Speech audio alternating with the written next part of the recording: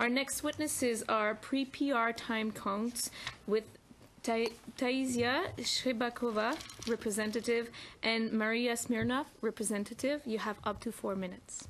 Thank you. Dear honorable members of the committee, we're extremely thankful for the opportunity to make selected comments on the Section 3.1 of the bill, which eliminates Section 5.1ci of the current Citizenship Act by taking away pre-permanent resident time counting toward the citizenship application. First, I would like to introduce myself and my colleague. My name is Taisia Shrebakova. I've been in Canada for 10 years, and I'm currently a permanent resident. Under the current citizenship and immigration law, I will be eligible to apply for citizenship in less than 100 days. I'm here together with my colleague Maria Smirnov, who is a Canadian citizen since 1998. Together, we represent PrePrTimeCounts group that has received support by thousands of Canadians through our online petition, as well as vast media coverage. The proposed legislation concerns us in a group in the following 3 ways. First, it diminishes the value of economic and social contributions made to Canada by international students and temporary foreign workers. Second, it actually favors immigrants without Canadian experience. And third, it puts Canada at a competitive disadvantage relative to its peer countries. Let us now elaborate on each of these 3 points.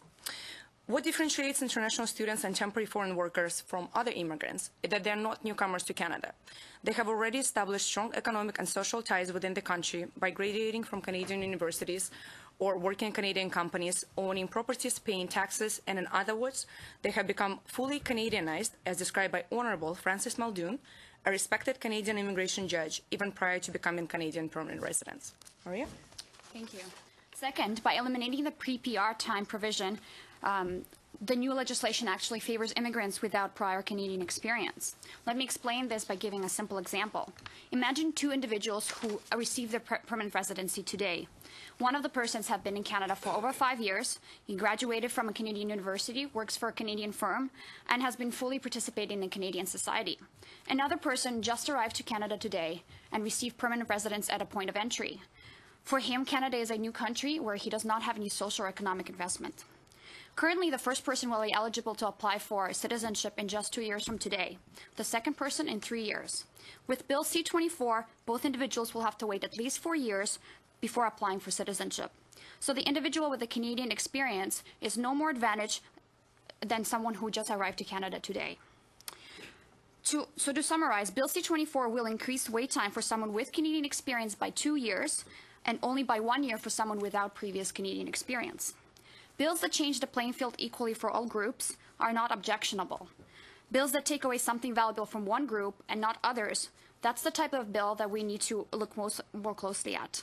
Therefore, we ask, how has the elimination of counting of pre-PR time helped strengthen ties to Canada for someone who has lived here for 5 or 10 years?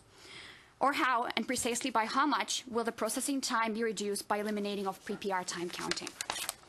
Our third point is that the elimination of pre-PR clause puts Canada at a relative disadvantage as an immigrant-accepting country relative to its peers like Australia, UK, Germany, and others.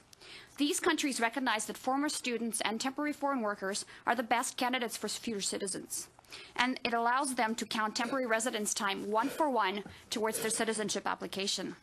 For example, Australia allows 3 years of pre-permanent residency time, 4 years in UK, and 8 years in Germany. In conclusion, we ask that the committee make the following recommendation to the government so that the government can achieve its vision of a strengthened Canadian citizenship. First, we ask the government to implement a transition period for the coming into force of the new residency requirement. This has been a common practice in other Commonwealth countries that undergo citizenship law reform, for example, Australia and New Zealand. We also ask that the government continues to recognize temporary residence time 1-for-1 based on practices of other peer countries. In making these recommendations, we ask the committee to be judicial and recognize that we have lived here, worked here, studied, and paid taxes here. We have chosen Canada to be our home long ago, and in doing so, we have had the opportunity to fully Canadianize ourselves, which is arguably the most important element of consideration when the grant of Canadian citizenship is considered. Thank you. Thank you very much.